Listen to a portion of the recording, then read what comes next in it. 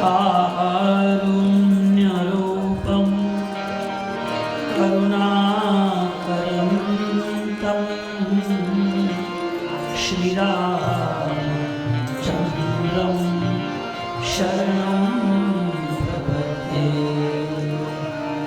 मनोजवं मारुततुल्यवेगं जितेन्द्रियं बुद्धिमतां वरिष्ठं वातात्मजं वानरयूथमुख्यं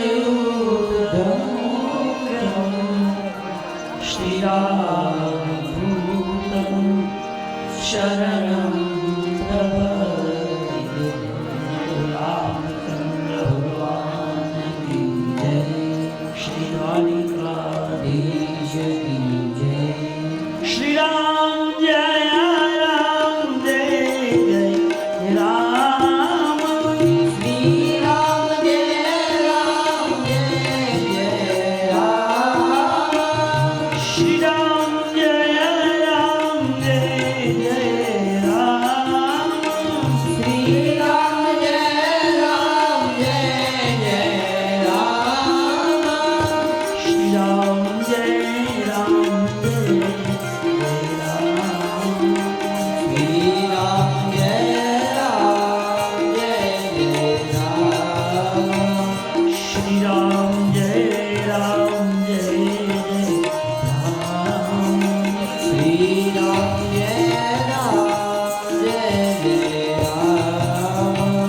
श्री राम जय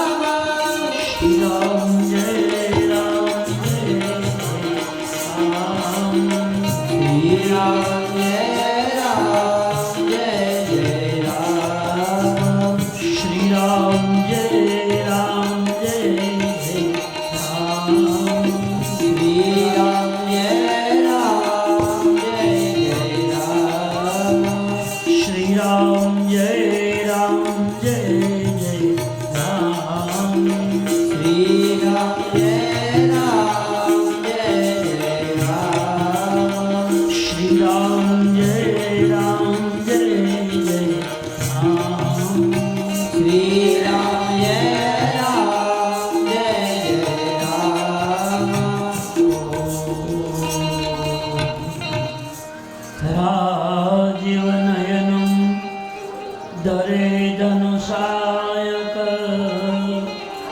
भक्तविपति भञ्जन सुखदायक मंगलभवन अमंगलहारी भवभूषो दशरथ यदीर जनक सुता जग जननी जानकी अतिशय प्रिया करुणा निधानिनी के जुग पद कमल मनावहु जासु कृपा निर्मल मति पावहु महावीर वीरवहु हनुमाना राम जासु जस आप बखाना प्रणव पवन कुमार खलबन पावक ज्ञान दनम जासु हृदय आगार बसै राम शरचापद कुंद इंदु समदेह कुमार मन करुणा अयन જાય દીન પરને કરહુ કૃપા મર્દનમય શિયા રામમય સબ જગ જાની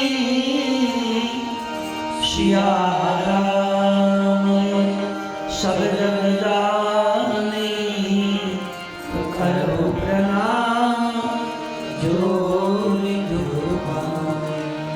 અતુલિત બલધામમ हेम शैलाभदेहं धनुजवन कृशान ज्ञानिनम् अग्रगण्यं सकलगुणनिदानं वानराणां देशं रघुपति प्रियभक्तं वातजातं नमामि वसुदेवसुतं देवं कंसचाणूरमर्दनं देवकी परमानन्दं श्रीकृष्णं वन्दे जगद्गुरुं गुरुब्रह्मा गुरुर्विष्णु गुरुदेवो महेश्वरं गुरुर्साक्षात् परब्रह्म तस्मै श्री गुरुवे नमः। बोलो रामचंद्र भगवान जय जय जय हनुमान गोसाई कृपा करो गुरुदेव की नाम। जय जय जय हनुमान गोसाई कृपा करो गुरुदेव की नाम। साधु संत के तुम रखवारे असुर निकंदन राम दुलारे। साधु संत के तुम रखवारे असुर निकंदन राम दुलारे। मंगल भवन मंगलहारी द्रव्य सो दशरथ अजीर बिहारी।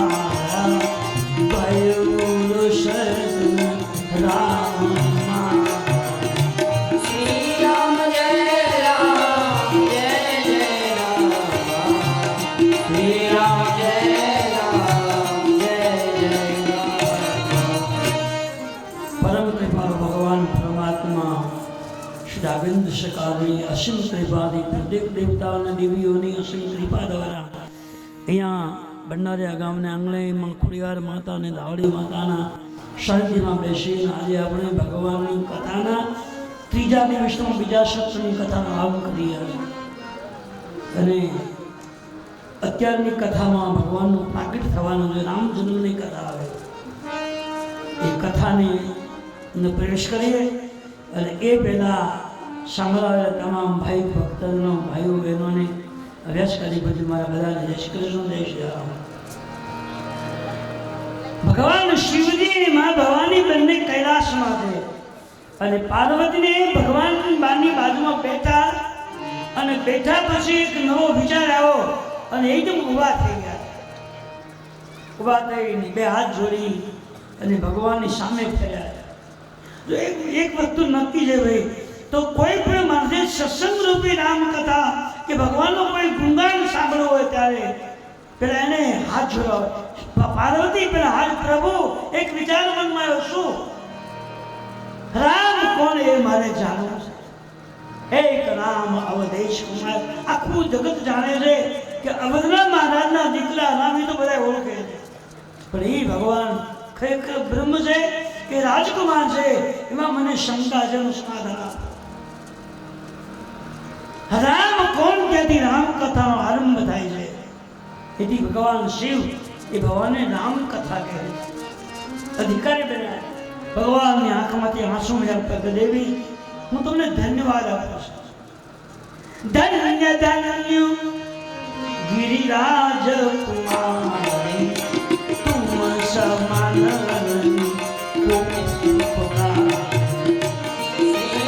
धन्यवाद आपो के તમે મને પૂછ્યું રામ કોણ.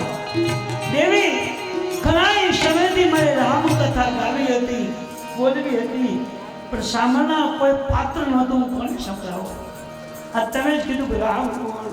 મને બહુ આનંદ આવ્યો. આ પ્રશ્ન પાર્વતીજીના મનમાં હતો નહીં તો ઓચિંતાનો ક્યાંથી આવ્યો? તો ભગવાનનો આજે વહેલી સવારમાંથી વહેલા 4 વાગ્યામાંથી જાગી ગયા અને જાગતા સાથે મનમાં એવો વિચાર આવ્યો કે મને સુંદર રામ કથા ગાવી છે, પણ પાત્ર કોઈ કોની પાસે મૂકા? વહેલાથી વિચાર શરૂ થયો અને એની બાજુમાં પાર્વતી આવીને બેઠા. पार्वती भन अवसर जानी कई शंभु कई मातृवानी बंदी बंधन कई भगवान बाजू में आसन आव्યું. पार्वती बेसी गया. जे विचारधारा महादेवजीના મનમાં ચાલતી હતી એ અસર પાર્વતીજીને થઈ છે. એક પ્રશ્ન એ છે કે કોઈ સજ્જન વ્યક્તિ કોઈ દયા માણસની બાજુમાં બેસીએ તો એના વિચારની આપણે આપણા મનમાં થાય. સતીના મનમાં પ્રશ્ન ઉભો થયો, રામ કોણ મારે જાણવું. ભગવાને કહ્યું, દેવી, મને આનંદ થયો છે, કથાને ગાવાનો આનંદ છે, અને તમે મને પૂછ્યું કે રામ કોણ, એ તમને ધન્યવાદ આપો.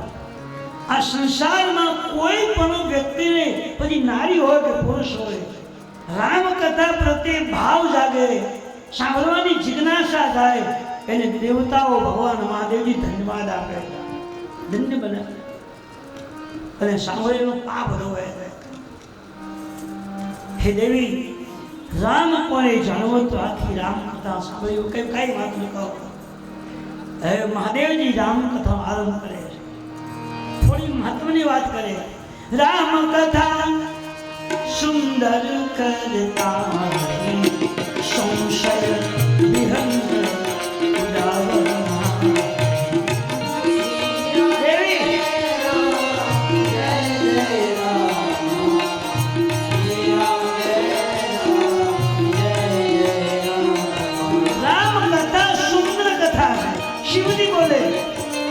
અને સુંદર જીવન બનાવનારી છે. સુંદર એટલે સારું, સુંદર એટલે સત્ય, સુંદર એટલે પવિત્ર, સુંદર અનુકૂળતા. આ કથાને જે અપનાવે છે, જે સાંભળે જીવનમાં ઉતારે છે, એ ધન્ય બની જાય, તમામ ઈચ્છાઓની પૂર્તિ થઈ જાય. ભગવાન બોલ્યા, રામ કથા કરી सादर सुनुगी राजकुमार.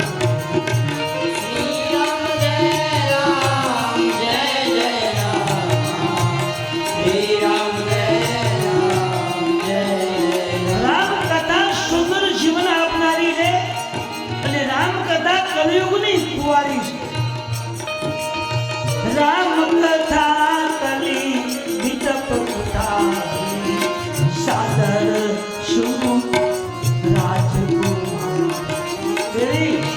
ભગવાનની કથા જે છે એ કલિયુગની કુંવારી છે. જેમ લોખંડનો ટુકડો કુંવારીનો હોય અને એનો હાથો હોય લાકડાનો, બે વસ્તુ ભેગી થઈ અને હાથમાં લઈને તમે લાકડા પર ઘા કરો તો લાકડાના 2 ફાડિયા થઈ જાય, લાકડું કપાઈ જાય, એના ટુકડાઓ થઈ જાય. જેમ એક કુંવારી લોખંડની લાકડાની ટુકડા કરી નાખે છે, એમ આ રામ કથા કુંવારીનું કામ કરે. એના અંતરમાં જેટલા દોષ ભર્યા હોય, અવગુણ ભર્યા હોય, પાપ ભર્યા હોય, બધા દોષને જોઈને જીવન દંડ બનાવે. પાર્વતી ધન્ય બન્યા છે. ધન્ય ધન્ય કરી પાર્વતી હું બહુ આદિ રહ્યો. આ સંસારમાં જે વ્યક્તિને ભગવાનની કથાને સાંભળવાની જિજ્ઞાસા થાય એને હું ધન્યવાદ આપું છું. ભગવાન શિવજી કીધી દેવી આ કથા કોઈ સામાન્ય કથા નથી, રામ કથા પવિત્ર કથા છે, સત્ય કથા છે. ભગવાન શિવજી ભવાનીને ભગવાનના અવતારની કથા છે. આ રામ કથા મને ઘણી ચર્ચાઓ કરી ટૂંકની અંદર, એની કથાની પ્રશંસાઓ કરી. આ કથા પાપને ધોનારી છે, મનોકામના સિદ્ધ કરનારી છે. આ કથા કલ્પ વૃક્ષ છે, બધાએ દૃષ્ટાંતો આપી. અને છેલ્લે ભગવાને કહ્યું દેવી ભગવાનને શા માટે તમે કીધું, ભગવાને મને સુધા શું કામ દીધો? તો ભગવાને કહ્યું દેવી ભગવાનને અવતાર લેવાના ઘણા કારણો છે. રામ જન્મ કે હેતુ અનેકા પરમ વિચિત્ર એક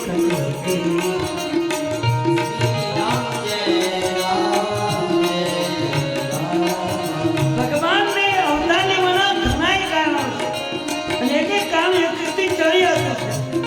કયું મારે કહેવું ને કયું ન કહેવું, કઈ વાતને મારે સમજાવી, કઈ વાત છોડી દેવી, મારે મોટી કામ કરતી નથી. આ શિવજી કહે જન્મ એક દુઈ કહે વખાની, સાવધાન સુનો રાજ.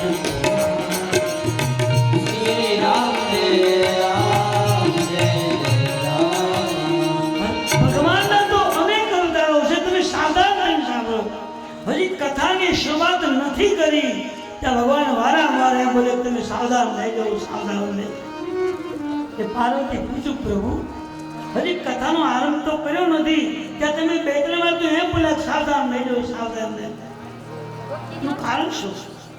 ભગવાન કે મને બીક છે.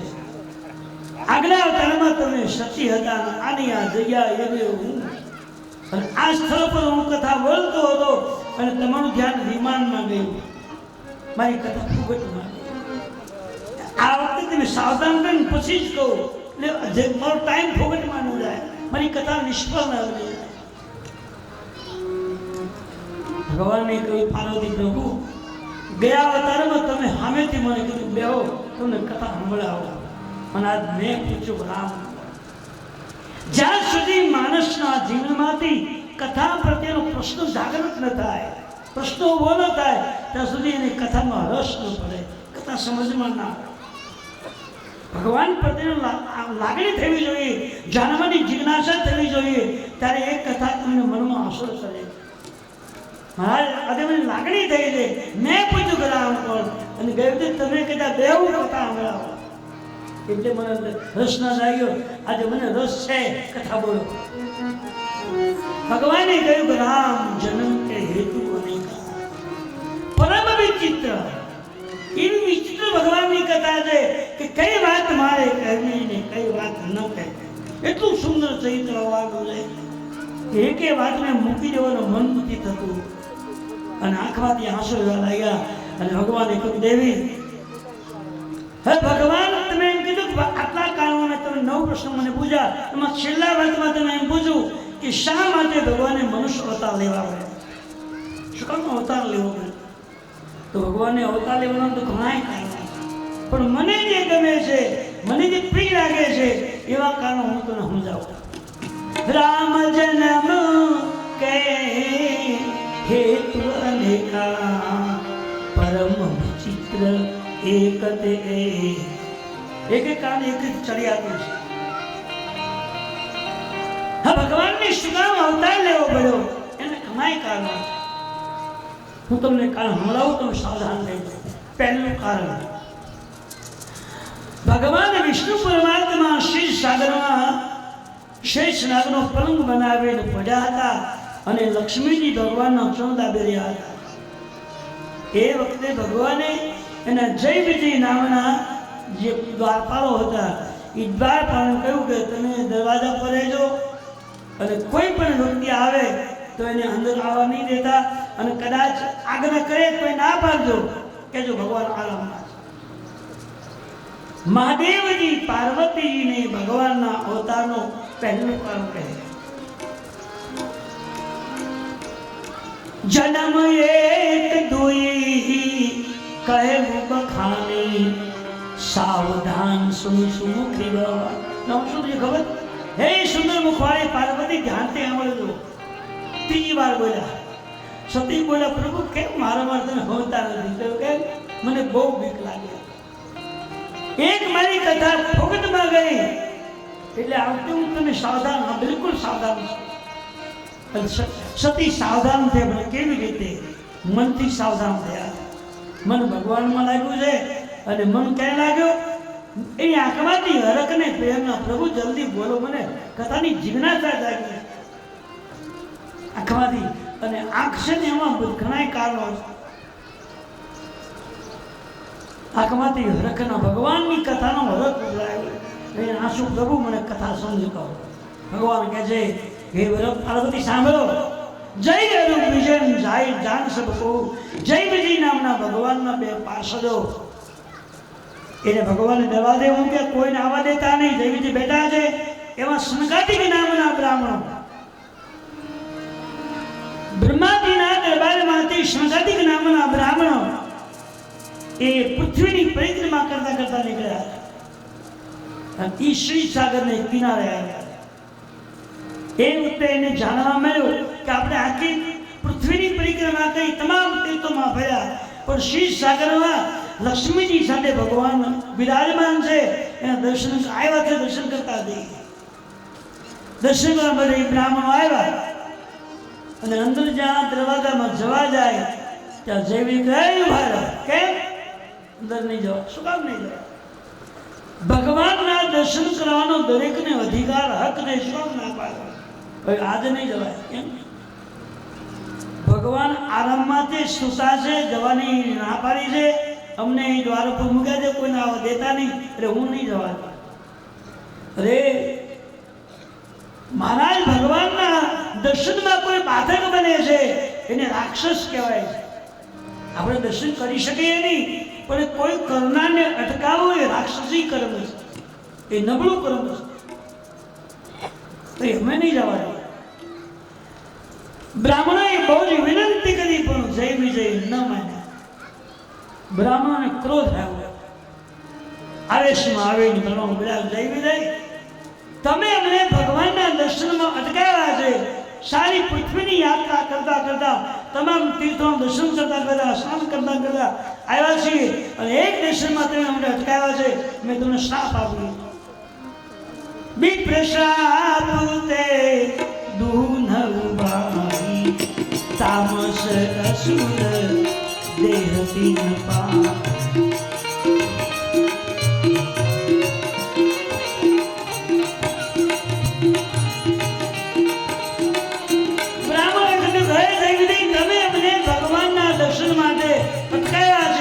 દર્શન કરવાની ના પાડો છો તો અમે તમને શ્રાપ આપીએ છીએ જાઓ તમે રાક્ષસ થઈ જાઓ વિપ્રશાપ તે દુનવભાઈ તામસ અસુર દેહતીન પા જાઓ તમે તામસી કુળમાં જન્મ લો જાઓ શ્રાપ આપી દો જય વિજય દોડતા ભગવાનને જણ્યા પ્રભુ બતાવો બતાવો શું થયું મહારાજ તમે એમ કીધું હતું કે કોઈ પણ વ્યક્તિ આવે તો અંદર આવવા નહીં દેતા એમાં સંગાતિક નામના બ્રાહ્મણો દર્શનાર્થે આવતા હતા અમે એને અટકાવ્યા અને આવવા ન દીધા એટલે આવેશમાં આવી એને શ્રાપ આપ્યો જાઓ તમે રાક્ષસમાં અવતાર લ્યો ભગવાન હસવા મળ્યા તમે બહુ બ્રાહ્મણ આવવા દેવાનું શું કામ ના પડી તમે કીધું હતું બ્રાહ્મણોને આવવા દેજો તો હું કીધું કોઈને આવવાનું નથી હવે કેવું જોઈતું હતું કે બ્રાહ્મણો આવે તો આવવા દેજો એ ખુલાસો કર્યો જ નહોતો ભગવાન પર હવે શું થાય બ્રાહ્મણોનો શ્રાપ જો મુખમાંથી પડ્યો હોય તો એ શ્રાપ હું ફેરવી મારું કામ અવતાર તો લેવો જ પડશે નહીં પ્રભુ અમે હાલવા તો નહીં દઈએ ભગવાને કહ્યું કે બ્રાહ્મણના મુખમાંથી શ્રાપ જો નીકળી ગયો હોય તો એ શ્રાપમાં હું કાંઈ કરી શકું નહીં બ્રાહ્મણના મુખમાંથી આશીર્વાદ મળી ગયો નીકળી ગયો હોય તો આશીર્વાદ ભગવાને પૂરો કરી દેવો પડે છે અને શ્રાપ જો નીકળી ગયો હોય તો શ્રાપ માતાને સજા ભોગવવી પડે આ બ્રાહ્મણને ભગવાને પાછા પડી જાય કેટલું ઊંચું ભગવાનને સ્થાન આપી દીધું. જઈને કહ્યું કે પ્રભુ બચાવો. ભગવાન કીધું મારો હમણાં કાંઈ ના આવે. બહુ પત્ની એકાંતમાં રહી પ્રભુની ઉપાસના કરતા, અને ત્યારે ભગવાનનું વિમાન છેલ્લે આવે અને જે પતિ પત્ની ભજન કરતા હોય એ વિમાનમાં લઈ જઈને મોક્ષને ગતિ આપે. તો પણ હવે કોઈને ભજન કરવું જ નથી એટલે વિમાન તો આવવાનું બધી ગયું, બંધ થઈ ગયું. આજે પણ નિયમ છે કે અવસ્થા આપણી થાય અને આપણા દીકરાઓ વ્યવહાર સંભાળે એ વાત થઈ જાય એટલે માતા પિતાએ અમુક વ્યવહાર છોડી દેવો જોઈએ. વડીલોએ વ્યવહાર મૂકી દેવાનો, છોકરો લે કરો. આજે તો નિયમ એવો છે કે હાથ પગ હાલતા હોય ત્યાં સુધી બે આમ હાલતા બંધ થાય તો પછી તો ક્યાં જાય, પછી તો ક્યાં આવે છે. અને ડોસું પણ બહુ આવે તો ચાવીનો જોર કરીમાં થાય એટલું તેલ વાપરજો, એટલું વાપરજો, કોઈ ખસ ન પડતા. હવે એ બધું એને તમારા હું ઉપાધિ પ્રોગ્રામ લાગી પણ મમતા છૂટતી નથી. પેલા કેટલી દીકરાની વહુ ઘરે આવે ને એટલે પછી માણસોએ એ સાસુએ જુડો અને જે કંઈ પીવું હોય એ બધું વાપી દેવું. હવે તમારે 2 ટાઈમ જમવા દેવાનું અને અમે અમારું ભજન કર્યું. આપણે ભજન કરવું જ નથી, કરી હેરાન થવું. આ કથાને હું નથી કહેતો, દરેક વ્યક્તિનો સિદ્ધાંત છે. અને એ વખતે એ કાળમાં માણસનું આયુષ્ય 10,000 વર્ષનું હતું. અત્યારે કેટલું ને અત્યારે ખાલી 10,000 વર્ષનું પેલા આયુષ્ય હતું. 10,000 એટલે ખબર, 1 કરોડ અને એકલાની બાજુ 1 મુંડ કરે તો કેટલા થાય? 10 થાય ને. બીજું મુંડ એટલે 100, ત્રીજું કરોડ એટલે 1000 અને ચોથું કરોડ એટલે 10,000 થાય. સતયુગ પૂરો થયો એટલે ડાપર આવ્યો એટલે 1 લાખમાંથી 1 મિનિટ ઉડાડ્યું એટલે દ્વાપરમાં કેટલા વર્ષ? 10 લાખમાંથી મિનિટ ગયો. એકડા પાસે 4 મહિના કરો એટલે કેટલા થાય? 10 લાખ અને 5 કરોડ એટલે લાખ થાય ને. એવું શું હું બફર છું, મને બહુ આવડતું જાય કહેજો પૂરું ગણતરી મને આવડતી નથી. તો 10,000 1 લાખ વર્ષનું આયુષ્ય હતું અને એ કાળ પૂરો થયો 1 મિનિટ ઉડાડ્યું એટલે દ્વાપરમાં 10,000નું આયુષ્ય. દ્વાપર પૂરો થયો અને તેત આવ્યો 1 મિનિટ ઉડાડ્યું ફરાવ્યો અને તેતા પૂરો થયો કળિયુગ આવ્યો 1 મિનિટ ઉડાડ્યું 100 વર્ષ. અત્યારનું આયુષ્ય 100 વર્ષનું હમણાં હવે તો ઘટાડી દીધા 70 ને 60 કરી નાખ્યા. ને કે ડાયાબિટીસ ને બીપી ને આ બધું આવ્યું એટલે હવે તો કંઈ લાંબુ થાય નહીં. નો ખાધેલું બધે આખું શરીર દુખાવો શરૂ થઈ જાય. એટલે દુખાવાથી જીવ બધા મરી જવો આવું. હવે બોલે છૂટકો કરે નહીં, કંઈ ક્રમ પીડ્યું હોય ધોવાની ત્યાં માટે પીડું જવું પડે. પછી પીડા થાય અને પછી માળાય ફરે નહીં, રામ નામ બોલાય નહીં. ભાઈ બાપા હવે કોણ કરે છે? હજી આ સજા છે. તમે તમારી ભૂલ કરી છે એની સજા તમારે ખાટલી ભોગવવાની છે.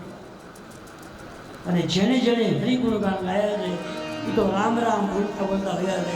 એનો દાખલો ભરાય નહીં. આ યુગમાં છે.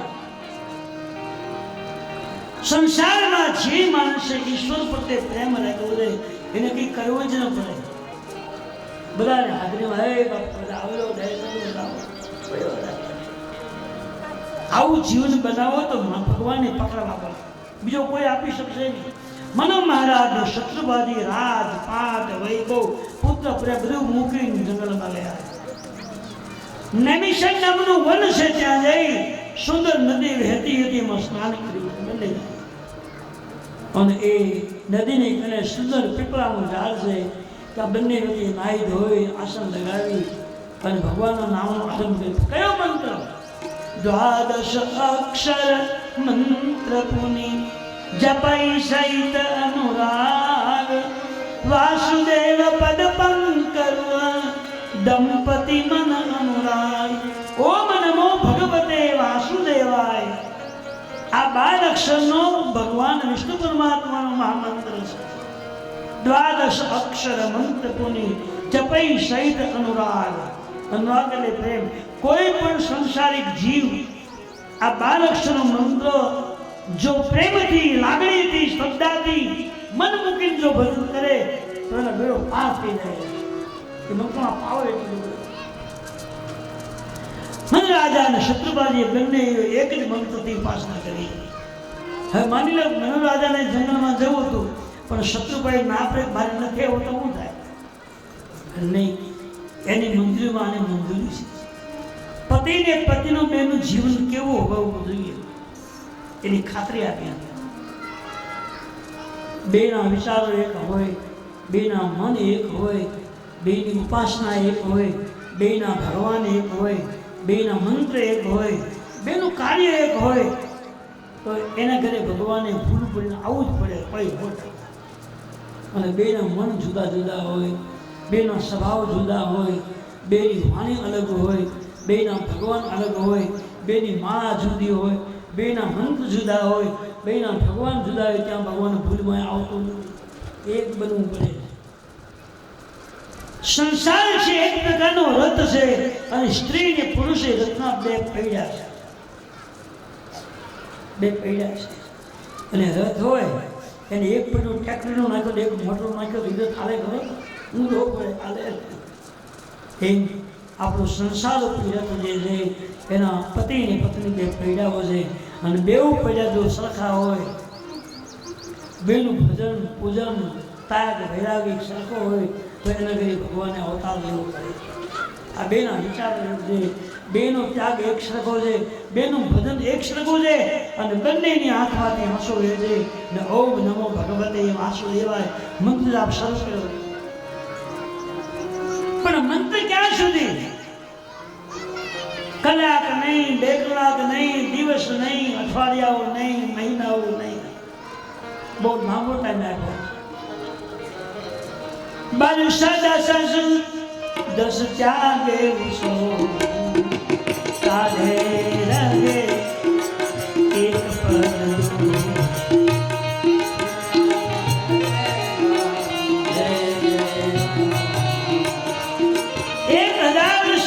ભજન કરતા કરતા શરીરના હાડકાઓને ચામડું સુકાયું, માંસ સુકાઈ ગયું, શરીર નિર્જળ બની ગયું, અને ખાલી ચામડું રહ્યું.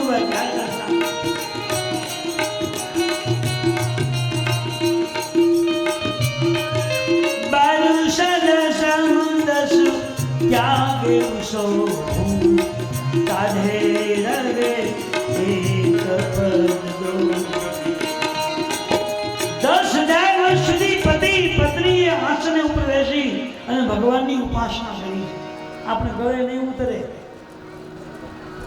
નથી કાંઈ જેમાં, નથી ઉવાચ્યા, નથી પગ લાંબો કર્યો, નથી લાંબાથી સૂતા. વિચાર કરો, આપણા ગળે ઉતરે છે ખરો? નહીં ઉતર્યું. કારણ કે 3 કલાક આપણે હરખા બેસી નથી શકતા. લાંબો પકડવો પડે, આમ કરવું, થોડો આંટો મારી આવે ને માન 3 કલાક પૂરા થાય. એના માટે તો અઘરું જ છે. 10,000 વર્ષ વીતી ગયા છતાં બેમાંથી એક વ્યક્તિ કોઈ ઈચ્છા નથી થઈ. આંખ બંધ છે, અખંડ ભજન ચાલે છે. સાક્ષાત ભગવાન આવે. ભગવાને આવીને દેવની સામે જોયું તો બેના શરીરમાં ખાલી હાડકા ને ચામડું બાકી. શરીર આખું સુકાઈ ગયું. ભગવાને આવીને એના બેના દેહ પર હાથ ફેર્યો, શરીર પર હાથ ફેર્યો. હાથ ફેર્યો એટલે બે હાથ ખોલી. આપ કોણ? કહ્યું જેનું તમે ભજન કરો એવો વિષ્ણુ ભગવાન પોતે છે. મહારાજ માગી લો, માગી લો. મને રાજાએ કીધું કે પ્રભુ હું ક્ષત્રિય કુળનો રાજા છું, અને ક્ષત્રિય કદી કોઈ પાસે માગે નહીં, અને માગે ને ક્ષત્રિય ન. હું માગીશ. ભગવાન તમે બહેનો મારે તને આપવું જ, તેમાં માગી લો. આમાં તો બધાને ન્યાય નથી આવે. મારે હું માગી શકીશ નહીં, મારે તમને આપવું છે. જો માણસની પાસે ઉપાસના સાધના હોય તો નહીં માગો તોય પરણે ભગવાન તમને સામેથી આપે. ભજન પૂજન નહીં હોય તો ગમે એટલું માગો તમને કંઈ મળવાનું છે નહીં. સીધો મનુરાજાને શત્રુપાલે ભગવાન મનુરાજાને માગી લો. ભગવાન અતિશય આગ્રહ કરે, કંઈક માગો, કંઈક માગો. રાજા તમારો ત્યાગ જોઈ, તમારો વૈરાગ્ય જોઈ, તમારી ઉપાસના જોઈ, તમારું ભજન જોઈ હું હારી ગયો, મારે તમને કંઈક આપવું છે. રાજાએ કહ્યું, પ્રભુ તમે મને રાજ આપ્યું છે, દીકરાઓ આપ્યા છે, સંપત્તિ આપી છે, વૈભવ છે, સત્તા આપી છે, મને કોઈ કમી નથી. માત્ર ને માત્ર આત્માના કયા માટે રાજા કોઈ ઈચ્છા તો છે. ભગવાને કીધું કાંઈક માંગો, કાંઈક મારે આપવું છે. ભગવાન હમણાં માગે માગો. ભગવાનને ખબર હતી કે હું માગવાનું તો ઈશ્વર જાણે ને. અંતર્યામી ભગવાન અંતર્યામી છે. સામાન્ય અંતરની વાતને સમજી શકે ને ભગવાન કહેવાય. ભગવાનને પૃથ્વી મનુષ્ય રૂપે અવતાર લેવો છે ને આવા બધાની પુરુષ જો માગે અને એ મને દીકરો બનાવે તો મારા અવતાર એટલે આગળ કહ્યું કાંઈક માગો ને ખબર છે આજ માગો. મનુરાજા ના પાડે, ભગવાન આગ્રહ કરે છે તો મનુરાજાને એમ થયું કે ભગવાન સામેથી પ્રેમથી મને માગવાનું કહે છે અને હવે હું નહીં માગું તો મેં ભગવાનનું અપમાન કર્યું કહેવાશે. અપમાન તો નહીં કરવું નહીં.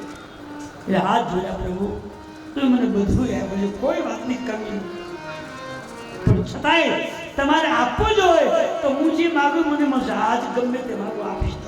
હું ગેરંટી આપું છું, 100% માગો તમે જે માગું આપો. રાધે હાથ જોડ્યા છે અને કેટલું સુંદર લાગ્યું. દાન શિરોમણી કૃપા નિધિ.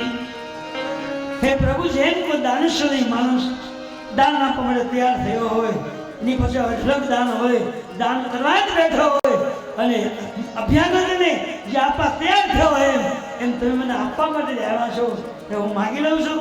હા, માગી લઉં. દાની શિરોમણી કૃપા નિધિ નાથ કહ્યું, હે ભગવાન તમે માગું છું શું? ચાહું તુમી સમાન સુત પ્રભુ સન કવન દુલાવ.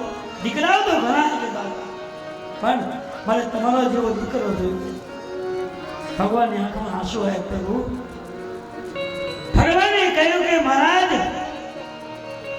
મારા જેવો દીકરો હું આપું ને તમારા મારા જેવો થાય કે ન થાય એના કરતા જાઓ, તમને વચન આપું છું કે હું જ પોતે પુત્ર થઈ તમારા ઘરે આવીશ. આ સાગર ભગવાને હા પાડી, હું જ પોતે દીકરો આપું ને મારા જેવો હોય કે ન હોય, થાય કે ન થાય એના કરતા હું જ પોતે પુત્ર રૂપે અવતાર લઈ તમારા ઘરે આવીશ. બોલો બીજું કાંઈ. ભગવાનને એમ લાગ્યું કે મનુરાજાએ મને દીકરો બનાવ્યો છે તો શત્રુપાલે પણ એવું જ ભજન કર્યું છે, એ જ ઉપાસના કરી છે, એવું જ ઉપાસના તપ કર્યું છે તો મારે એને માગવાનું કહેવાની ફરજ છે. એટલે શત્રુપાની સામે જોઈ અને ભગવાન એમ બોલે, માં તમારે શું માગવું? આ રાજાએ મને દીકરો બનાવ્યો તો તમે માં નહીં બનો? અત્યારથી માં મનુ કરે, આગળ મને ભૂલાય ન જાય. શત્રુપાલે કહ્યું, પ્રભુ જે માગવાનું હતું એ રાજાએ માગી લીધું છે અને અલગ માગવામાં કંઈ થતું નથી. મગાઈ ગઈ વાત કરી. બેની માગણી પણ એક બની છે. ભગવાને કહ્યું, રાજા તમે જે માગ્યું છે એમાં કઈ બાંધછોડ કરવી છે? હા મહારાજ, બાંધછોડ તો એટલી કરવાની જ્યારે પુત્ર થઈ મારા ઘરે આવો ત્યારે મારો અને તમારો પ્રેમ એવો હોવો જોઈએ કે જળ વિનાનું માછલું જેમ તરફડિયા મારી અને મૃત્યુ પામે, મુનિવરના શિલ્પ જેમ માથા પસારીને મૃત્યુ પામે, એમ તમારા વિયોગમાં રહી ન શકું એવો મને સ્નેહ પ્રેમ આપજો. તમારા વિયોગમાં મારા પ્રાણ છૂટી જાય આટલું મને આપજો, બીજું મારે કંઈ નથી. ભગવાને કહ્યું, જાઓ મહારાજ, એટલો પ્રેમ આપીશ કે મારો અને તમારો વિયોગ એ તમે સહન નહીં કરી શકો. તો પ્રેમ આપો. મનોરાજા રાજી થઈ ગયા. હવે ભગવાને એમ કહ્યું કે એક કામ કરો, તમે બેઉ જણા આંખું બંધ કરી જાઓ, તમને ડાયરેક્ટ વૈકુંઠમાં મોકલી દો. વૈકુંઠમાં અમુક ટાઈમ રહેજો અને પછી તમે બેઉ જણા અયોધ્યામાં દ્રષ્ટિની કૌશલ્યના રૂપે અવતાર લેજો અને તમારે ત્યાં 4 રૂપમાં અવતાર લેવાનો, એક નહીં 4 સ્વરૂપ ધારણ કરીશ. કે 4? મેં તો એક નહીં, મારે 4 રૂપમાં આવવું છે. એકલા હાથે ધર્મની સ્થાપના ન થાય, એકલા હાથે સત્કર્મ થઈ શકે નહીં. જાજા હાથ રળિયામણા એટલે 4 ભાઈઓમાં હું અવતાર લઈશ. એમાં જે ધર્મ સ્થાપના કરી હોય, ઉપાસના કરી હોય, એમાં જ્યાં જે તકલીફો થાય એમાં બધા કામ આવી. એમાં ત્યાગ આવશે, વૈરાગ આવશે, જંગલમાં જવું, બધું ભગવાનને ખબર હતી. અને પરમાત્માની દયાથી સદૈવ વૈકુંઠમાં ગયા છે બધા. ભગવાન વૈકુંઠમાં ગયા છે એટલે મનોરા શત્રુપાળીને ભગવાન અંતર ધ્યાન ગયા છે. ભગવાને કહ્યું, હે પાર્વતીજી, આવી રીતે મનુ મહારાજને શત્રુપાની ભક્તિને કારણે ભગવાને મનુષ્ય અવતાર લઈ ઉપડ્યા. ભગવાનના અવતારનું પહેલું કારણ. બીજું કારણ, ભગવાનને શા માટે મનુષ્ય રૂપે પૃથ્વી પર જન્મ લેવો પડ્યો? નારદ શ્રાપ દિના એક બારા. એક વાર નારદજીએ ભગવાનને શ્રાપ આપ્યો અને એ શ્રાપને કારણે ભગવાને અવતાર નહીં. ખોટી વાત.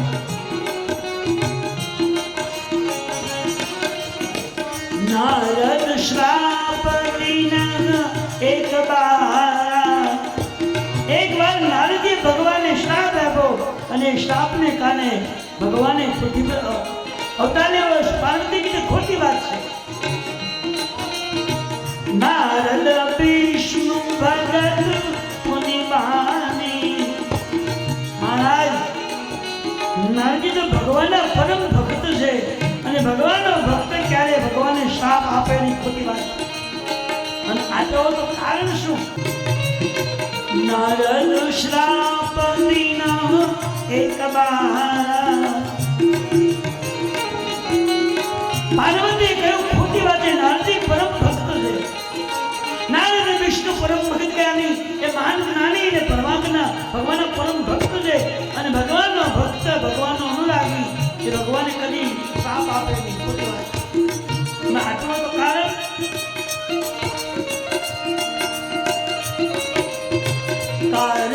કારણ શ્રાપ મુનિ દિના કાય ભરાદ રમાપતિ. ભગવાનની એવી કઈ ભૂલ કે નારદજીએ શ્રાપ આપ્યો? કારણ શું?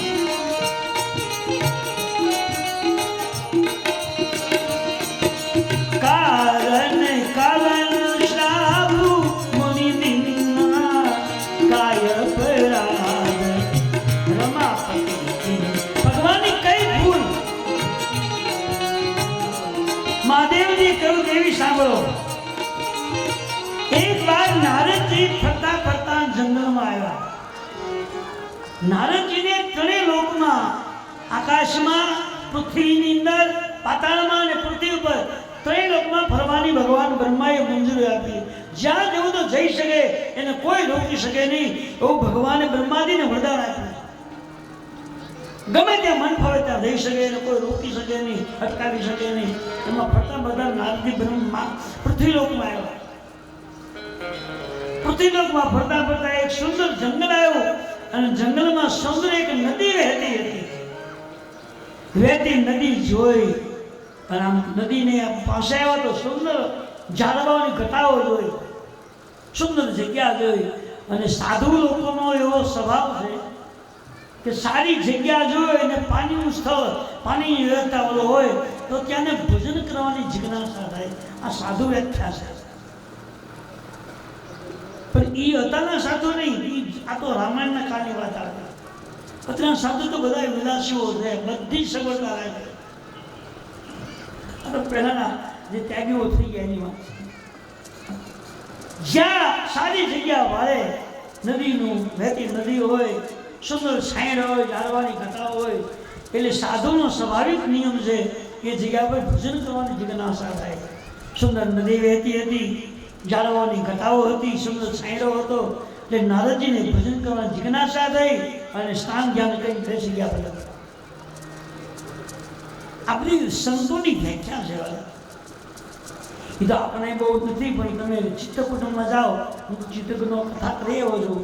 અને કથા પછી મને 2-5 દી રોકાવાનું થયું. એ બધા જંગલોમાં મેં ખૂબ ફર્યા. બહુ વિશાળ જંગલો છે, બહુ જ ઝાડીઓ છે.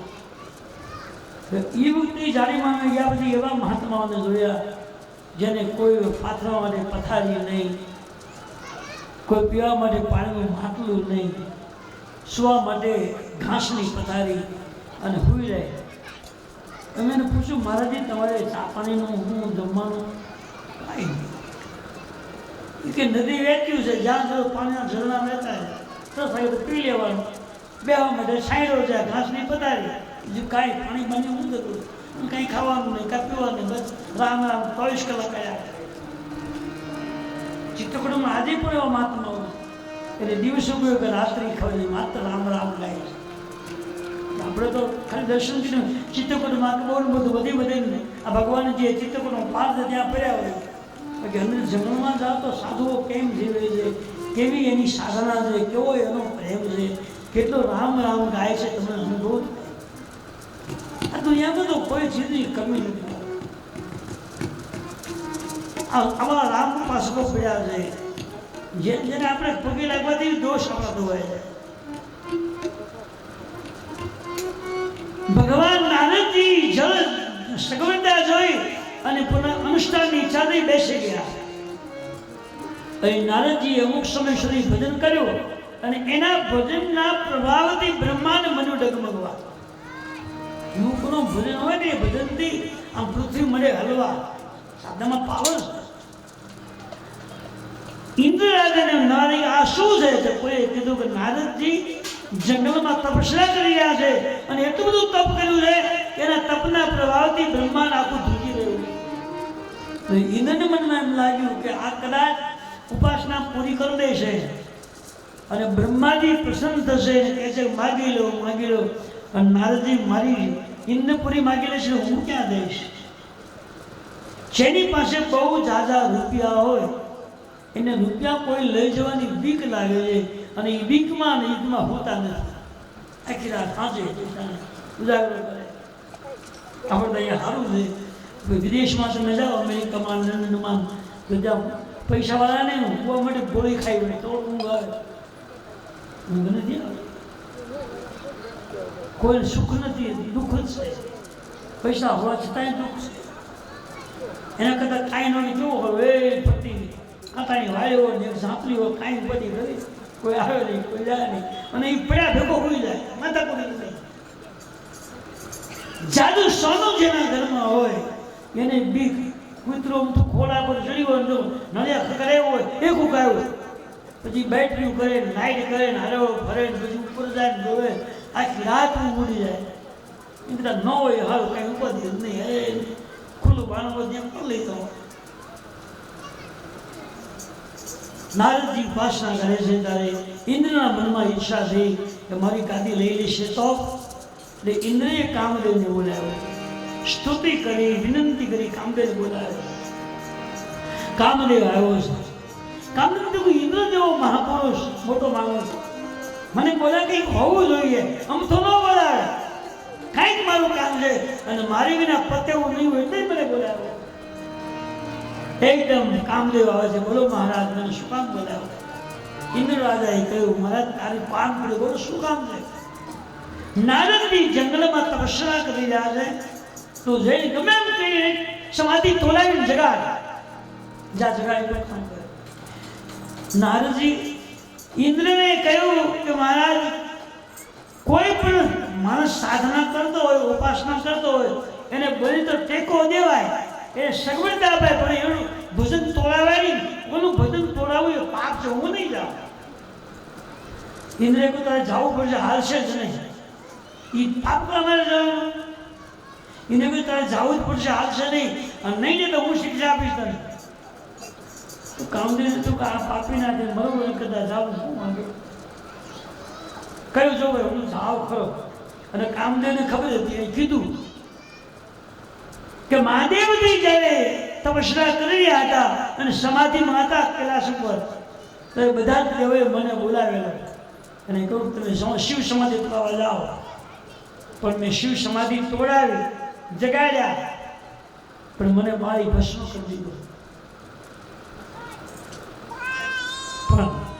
શિવ સમાધિ તોડાવી એ પહેલી વાત છે.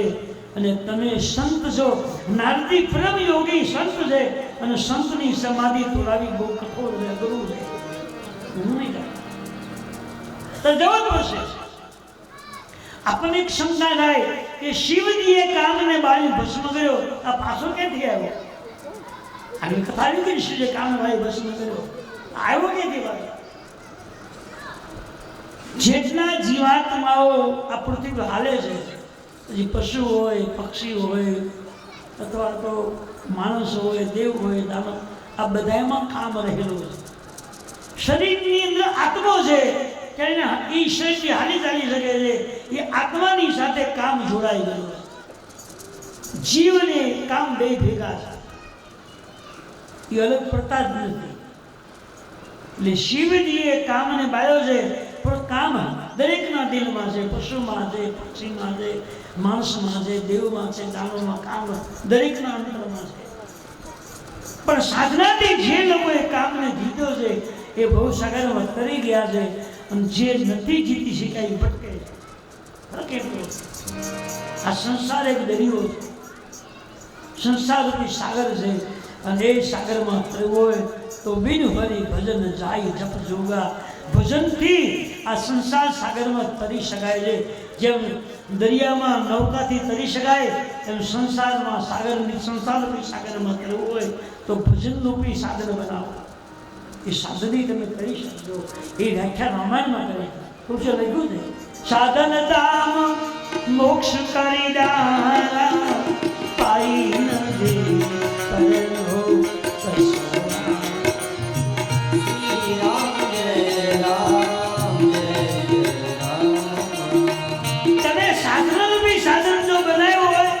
સંસાર સાગરમાં તરશે, અને પલકમાં ગયા પછી તમને મોક્ષની ગતિ આપે.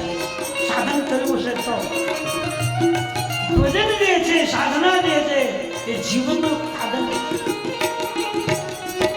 કાંઈ કરવું પડે. સાધન દામ મોક્ષ કરી દ્વારા પાઈ ન જે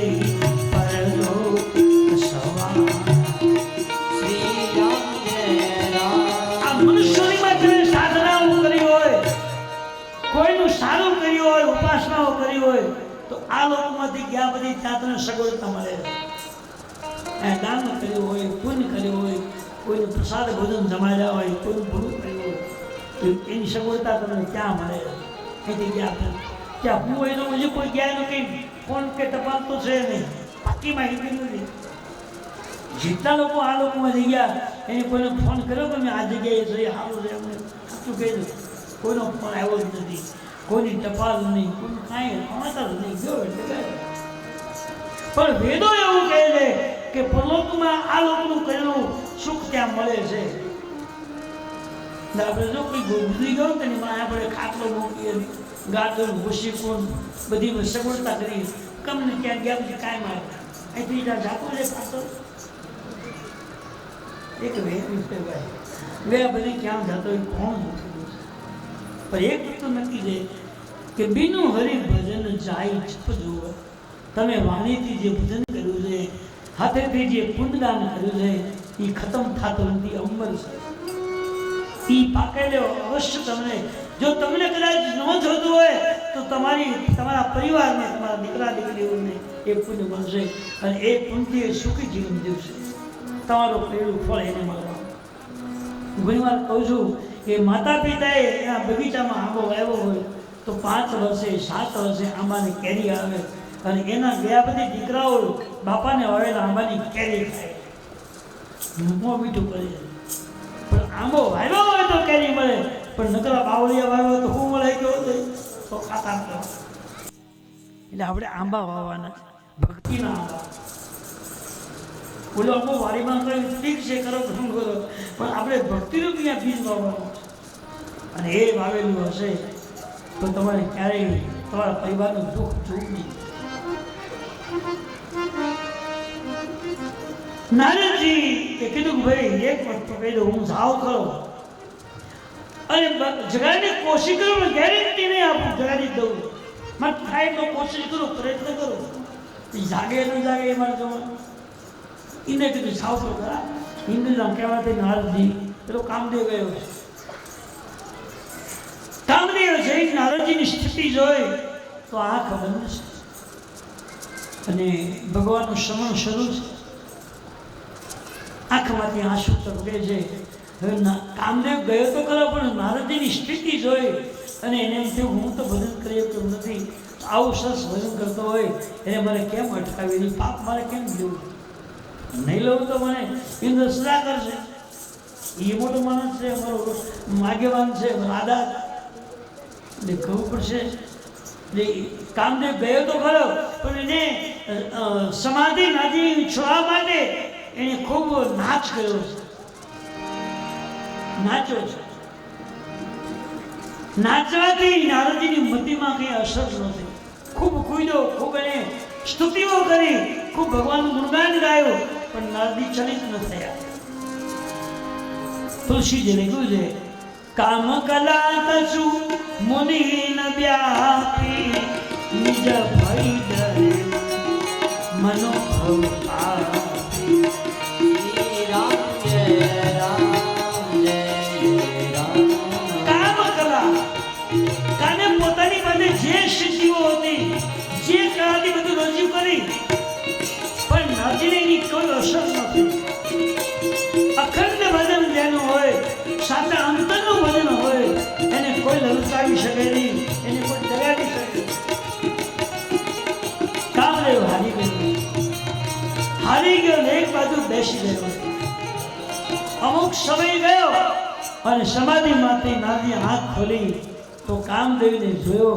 પછી તું ક્યાં રહ્યો? કહ્યું માં તો હું ક્યારનો આવ્યો છું અને તમને જગાડવા માટે મેં બહુ કોશિશ કરી, પણ તમારી એટલી બધી પવિત્ર ઉપાસના છે કે મારી કોઈ કળા તમને જગાડવામાં ઉપયોગમાં આવી નથી. એ તમે જીતી ગયા ને હું હારી ગયો. તમે જીતી ગયા ને હું હારી ગયો છું.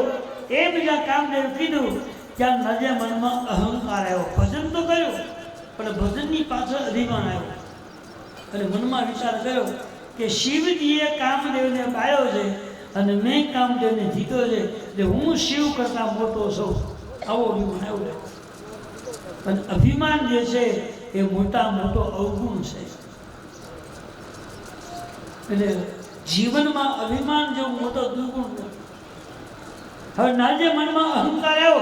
સાધના ઘણી કરી, દેવો રાજી થયા, પ્રસન્ન થયા, પણ એને નારદ કામને કીધું કે તમે જીતી ગયા, હું મારી ગયો. એટલે અહંકાર આવ્યો કે હું શિવ કરતા મોટો છું. શિવજીએ કામદેવને બાળ્યો છે અને મેં કામને જીત્યો, એટલે હું શિવ કરતા મોટો છું.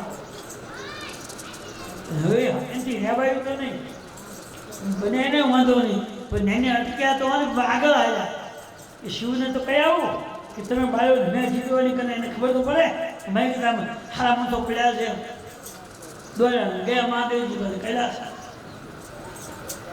નારજી આવતા જોઈને મહાદેવજી સમજી ગયા કે નારજીની આંખમાં એનું હાલવું ચાલવું અભિમાનમાં છે, કાંઈક લાગે છે. પધારો નારદજી પધારો. આકાર આપ્યો, આસન આપ્યું, સન્માન કર્યું. હજી ભગવાને પૂછ્યું નહીં ત્યાં શરૂ કરી દીધું. પૂછે ને કહેતો તો અંદર ઉતાવ થઈ બોલો મહારાજ તમે કામદેવને બાળ્યો છે અને મેં કામને જીત્યો છે, હું કામને જીતીને આવ્યો. ભગવાને કીધું મહારાજ તમે તો સંત છો ને સંતો જો કામને ન જીતે તો જીતે કોણ? વખાણ કર્યા. ત્યાં તો અભિમાન વધ્યું. મને સંતમાં મોટો બન્યો છે એટલે હવે વાંધો નહીં, શિવ કરતા મોટો છું અને સંતોમાં મને અગ્રસ્થાન મળ્યું. ભગવાને કીધું મહારાજજી ભલે તમે કામદેવને જીત્યું મોટામાં મોટું સારું કામ કર્યું, પણ આ વાત મને ભલે કરી એવું કોઈ કરતા નહીં. કેમ? તમે કામદેવને જીત્યો છે, મોટું સત્કર્મ કર્યું છે અને સત્કર્મ કદી કોઈને કહેવાય નહીં, એ મનમાં રાખે. અને આપણી ભૂલ થઈ ગઈ હોય તો એ ભૂલનું પાપ કોઈને કહેવું જોઈએ. પાપ ગાવાથી પાપનો નાશ થઈ જાય છે અને પુણ્ય ગાવાથી પુણ્યનો નાશ. એટલે કોઈ કહેવાય નહીં, ચૂપ રાખજો. પણ નાજીને અહંકાર હતો ને એટલે મનમાં સમજાવવું નહીં. એને તો ઠીક મેં કામને જીત્યો છે અને શિવજીએ કામને બાળ્યો છે એટલે મને ના પડે તમે કોઈ કહેતા નહીં. મને હું ક્યાં કહું તો હું કરતાં મોટો બનાવ ને એટલી ના પડે કે ના મારે કહેવું જ જોઈએ ને. ના પડે થોડું ના કહી દઉં આડે કેવું જ પડશે. ભગવાને કીધું કોઈ કહેતા નહીં, હું સાચી વાત કરું છું કે આ નહીં કહું. બાર બાર बिनवहु प्रभु तोही जिमी यह कथा सुनाय मो. મહાદેવજી સમજે કે નારદજી વારંવાર સમજે કે મને વાત કરી હવે કોઈ કરતા નહીં. તમે કામદેવને જીતો છે, એક મોટા મોટું સત્કાર્ય કર્યું છે અને સત્કર્મ કદી કોઈને કહેવાય નહીં. સત્કર્મને ગાવાથી સત્કર્મ નાશ પામી જાય અને પાપને બધે પાપનો નાશ. પાપને ગવાય, સત્કર્મ કર્યો એ ગુપ્ત રખાય નહીં. હું જાઉં એટલે ઉતાવળ થઈ ગઈ છે મારે જી ઘણાને કહેવાનું બાકી ખબર તો કેમ પડે લોકો. ભગવાન કે ભલે જાઓ પણ મેં કીધું યાદ લોકોને કહેતા નહીં કહો. હુકમ ના પડે ખબર. હું જો ક્યાંક કહું તો એનાથી અધિક મોટો ગણાવ અને એ નાના ગણાય એટલે મને ના પડે પણ મારે કહેવું જ જોઈએ. મહાદેવજી આગળથી નારદજી નીકળ્યા છે અને ક્યાં ગયા? સીધા વિષ્ણુ લોકમાં ગયા, વિષ્ણુ ભગવાન પાસે. વિષ્ણુ ભગવાન નારદજીને આવતા જોયા, નક્કી કર્યું આજ મારો ભક્ત આવે છે, એનું હાલવું ચાલવું એની દ્રષ્ટિ એનું વર્તન જુદું દેખાય. આવા દે પછી ખબર નજીક પધારો મહારાજ કરા. અને હજી ભગવાને ના આપણે કોને કહેતા નહીં કે અગાઉ કર્યું. તમને ખબર નહીં હોય શિવજીએ કામને બાળ્યો છે અને હું કામદેવને જીતીને આવ્યો. જે નહોતું પણ પેલું કહી દીધું. મહાદેવજીએ વારંવાર સમજાવી દીધું કેશવને એટલે પહેલું કીધું શિવજી કામને બાળ્યો છે, મેં જીતો. વિષ્ણુ ભગવાન મીડિયા હસવાનું બોલ્યા નારદજી તમે તો મારા પરમ ભક્ત છો અને મારો ભક્ત જો કામને ન જીતે તો બીજો જીતે કોણ? પણ ભગવાને મનમાં એવો વિચાર કર્યો કે નારદજી મારા પરમ ભક્ત છે અને એના મનમાં અભિમાન આવ્યું છે. એની જે સાધના કરી છે એ સાધનાનો અહમ આવ્યો અને અહમ જે છે એ મોટા મોટું દૂષણ, મોટા મોટું પાપ છે. ના તો મારો ભક્ત છે અને મારો ભક્ત જો ભૂલો પડી જાય તો એને હરખે રખે લઈ જાય મારું કાર્ય છે. એ ભગવાન વિષ્ણુ પરમાત્માએ નિર્ણય કર્યો કે આના મનમાં અભિમાન આવ્યું છે એ મારે દૂર કરવું પડશે, નહીં તો આ મારો ભક્ત ફસાઈ જશે. નારદજી કીધું હું જાઉં કેમ? બહુ ઉતાવળ. ભગવાન સમજી ગયા કે આના અંતરમાં અભિમાન છે ને એને બે આવવા નહીં દે. દુર્ગુણ છે. જેની પાસે બહુ રૂપિયા હોય ને બહુ સમૃદ્ધિ હોય ને એ ક્યાં ખાલી કરી બેસી ન હોય, આમ બેઠો ફાયદો છે એને અખત ન હોય. આમ જલ્દી કોઈને બતાવી દઉં મારી આટલું છે બધું કહી દઉં અને જ્યાં ત્યાં વાતો મળે કરે આમ છે તેમ છે કહી દઉં ભાઈ એ હોય તારું નહીં તું કોઈ થોડું દઈ દેવાનો કહેવાથી હું ફાયદો છે. મેં આટલું કમાણી ગઈ એટલા બધા મારો આટલું આવ્યું નામ હાલે છે નામ એ તમારું છે. તમે બે તમારા ભાગીમાં તો મળ્યું કોઈને કહેવાથી કોઈ થોડું દેવા મળવાનું એમાં શું ફાયદો? વધે નહીં કંઈ વધે. પણ નારદજી કીધું જાઓ ભગવાન કે જાઓ. વિષ્ણુ ભગવાનના દરબારમાંથી નારદજી નીકળ્યા અને ભગવાનની માયા કરી એક જંગલમાં અંશતા પર એક નાનું એવું નગર બનાવ્યો. તો કિલ્લો, એક દરવાજો. ભગવાન તાત્કાલિક નગર બનાવ્યો, તાત્કાલિક. અને આ તો આને કહેવાય શું કહેવાય? ભગવાનની માયા કહેવાય. આપણે કોઈનું મકાન બનાવવું હોય તો પ્લોટ ગોતવાનો, પછી એને મપાવવાનો, પછી એના માટે કારીગર બોલાવવાનો, કેમ કયો પ્લાન કરવો, કેમ બનાવવું, પછી પાછા કારીગર પેલો જોઈ જાય, કોન્ટ્રાક્ટર માપી જાય, પછી આપણને પ્લાન આપે, પ્લાન પસાર થઈ જાય, પછી આપણે કડિયાને બોલાવી, પછી બધા પદાર્થો લાવવાના અને ભગવાનને બનાવવું તો એક સેકન્ડ ઊભું કરે બધું પાડી દે એટલે પૂરે. આજ થયું ને કાલ જાય શિયાળામ પૂરું. તો ભગવાને પોતાની માયાથી માયાવી નગર બનાવ્યો. માયાવી નગર. માયાવી નગર કોને ખબર? ઘડીકમાં ઉભે પાડી દીધો. માયાવી નગર બનાવ્યો. એમાં એક રાજા બનાવ્યો છે. રાજાનું નામ તો શીલનિધિ રાજા. એને એક જુવાન કન્યા છે, એનું નામ છે વિશ્વમોહી. બધું ઊભું કરી દીધું. અને ભગવાનને તો વાર હું લાગ્યો. આમ આંખ બંધ કરે ત્યાં મકાન તૈયાર. આંખ બંધ કરીને બધી સૌ ભાઈ બહુ કંપની ફરતો કિલ્લો, ફસલાસ દરવાજો, ફસલાસ બારણાઓ માયા ઉભી કરી દીધી. એમાં યુવાન દીકરી નામ વિષ્ણુભાઈની. નારદજી ફરતા ફરતા એ મકાનની બાજુમાંથી કિલ્લાની બાજુમાંથી પ્રસાદ જ્યાં ફસલા દેલો જોયો દરવાજો અને ગરીબ કુંવારી જોયું કે આ ત્રિલોકમાં હું ફરું જાઉં પણ આવું મકાન મને પહેલી વાર જોઉં. આ હશે કોનું? આ કોને બનાવ્યું છે? અરે એ આમ ધક્કો વાળીને બાણ ખોલી અંદર ગયા ત્યાં ભગવાનની માયા વળી ગઈ. માયા હતી ને બધી ચોંટી ગઈ. ગોળની ઉપર કેમ માછું દઈ જાય ભગવાનની માયા સારી બાજુ પ્રકાશમાં પહોંચી ગઈ. એટલે એને દેખાતું બંધ થઈ ગયું. રાજી રાજી બસ મારી શીખ દુનિયામાં મોટો બની ગયો. અંદર ગયા હતા રાજા હા મેં પધારો મુનિમાન પધારો શિરડી રાજા પગે લાગ્યા. આ તો મગજ ગયો એમ થયું હવે માથી મોટું દુનિયામાં કોઈ છે જ નહીં અને મારા હાથમાં બધાની લગામ છે હું રમ ગાય. માતાજી એને લઈ ગયા મહેલમાં ભગવાન પૂજા કરી આશ્રમ મેળવ્યો. એક તો એ અભિમાનમાં હતા એમાં નગરી મળી એમાં સુંદર રાજા મળ્યા. રાજાએ આસન આપ્યું એના પગ ધોયા અને પૂજન કર્યું. મહાત્માજીનું વ્રતનો કોઈ પાર નથી. 3 ઘણું 4 ઘણું અભિમાન વધ્યું. જેમ જેમ સુવિધા વધતી ગઈ એમ પાર વધતો ગયો.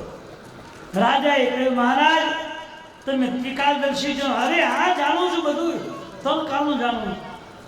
તો મારી યુવાન દીકરી એને બોલાવો છો? અરે બોલાવો જોઈ દે એમાં હું મોટી વાત. કન્યાને બોલાવી છે. કન્યા આવી આ મારી દીકરી છે. એનું ભાગ્ય જોઈ લો. અને આમ જ્યાં નારદજી જોયું તો કન્યાના કપાળમાં લખેલું હતું કે આ કન્યા સાથે કોઈ વ્યક્તિ લગ્ન કરે એ ઉંમર બની જાય. એવું રેખામાં લખેલું હતું. આ કન્યા સાથે લગ્ન કરે એ ઉંમર બની જાય. એનું મૃત્યુ નહીં, એને કોઈ મારી શકે નહીં, એને કોઈ જીતી શકે નહીં અને આખા વિશ્વનો માલિક બને. ત્યાં નાજી મન ફસાઈ ગયું. આ કે મને મળ્યો કેવું આવે, મારે મળવાનું આવે, આખા દુનિયાનો માલિક બની જાઓ. જેને કામદેવને જીત્યો હતો એનું મન ફસાય. આટલી વાર લાગી. માયાને કેમ જીતી ગઈ? રાજાએ કહ્યું મહારાજ મારી દીકરી યુવાન છે અને એનો સંયમ મેં નક્કી કર્યો છે. કઈ રીતે? કે તમામ પ્રાંતના રાજાઓ અને સંતોને મેં બોલાવા નક્કી કર્યા. પત્રિકાઓ વેચાઈ ગઈ. બધા સંતો આવે પછી સભામાં ભેગા થાય અને એ વખતે મારી દીકરી વિશ્વમોહિની પુષ્પનો હાર લઈ સભામાં જાય અને એને જે યોગ્ય લાગે અનુકૂળ લાગે એના ગળામાં હાર કરાવી દે. એને મારી દીકરી દઈ દેવાની છે. ત્યાં નદીનું મન ફર્યું. હવે ટાઈમ કહું આ કિન્ના મને મળ્યું કંઈક મારે ગોઠવવું જોઈએ. અને રાજાનું એવું મંતવ્ય છે કે એને અનુકૂળ લાગે એવું રૂપ છે ગળામાં હાર આપશે એને મારી દીકરી આપી દેવાય. મારી દીકરી તો તું બહાર નીકળી જાઓ અને પહેલાં ભગવાનને પસંદ કરી લો જલ્દી. ભગવાન પસંદ થાય તો ભગવાનને કોઈ રૂપ માગી લો. રૂપ મને જો આપી દે તો કન્યા મને મળી જાય. જેણે કામદેવને જીત્યો હતો એ મહાદેવજીને ભગવાન વિષ્ણુ પાસે વાત કરી હતી. એને લગ્ન કરવાની જિજ્ઞાસા થઈ. આનું નામ છે માયા. માયા કઈ આમ દેખાય નહીં પણ જીવને મેળવે. મારે એક જુવાન મિત્ર જવા લાગ્યા. એ 25-21 વર્ષનો થયો ત્યારે બધા કે તું લગ્ન કરી લે.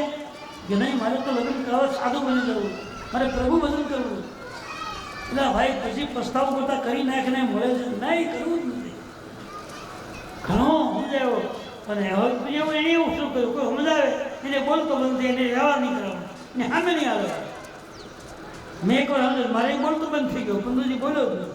બસ મોકલો મેં કંઈ વાંધો નથી પણ કરી લે તો સારું. નહીં મારે કરવું મને વાત જ ન કરતા. આ કંઈક સંસારમાં તલસે એવું નથી. પણ પછી 27-28 ત્યાં લગ્નની ઈચ્છા થઈ. મજો ફામણો દીકરી વાત મારે લગ્ન કરવું કર્યું. લાઈન ઘર વાંચ્યું અને સંસાર સુખ ના ભાઈ તું કહેતો હોવા મળતો ને કે એ બધું હોય ગયું. આ સંસાર નથી એટલે તુલસી લખ્યું છે કે અતિ વિચિત્ર ભગવંત ગતિ કોઈ જગ જાણે સોય. ભગવાનની શું માયા છે એને કોઈ મને સમજી દીધો નથી. ભલે ભલાની મતી થઈ નાખી છે એની માયા એટલી વિચિત્ર. નારદજીનું મન ફર્યું કે આ કન્યા તો મને કેવો હાલો ઈશ્વરમાંથી ભાગ્યા અને જંગલમાં ગયા. સુંદર નદી વહેતી હતી, એમાં સ્નાન કર્યું. સ્નાન કરી એક પગે શરૂ ભજન કર્યું. એક પગે એક ચરણ દો ભુજા ઉઠાવે,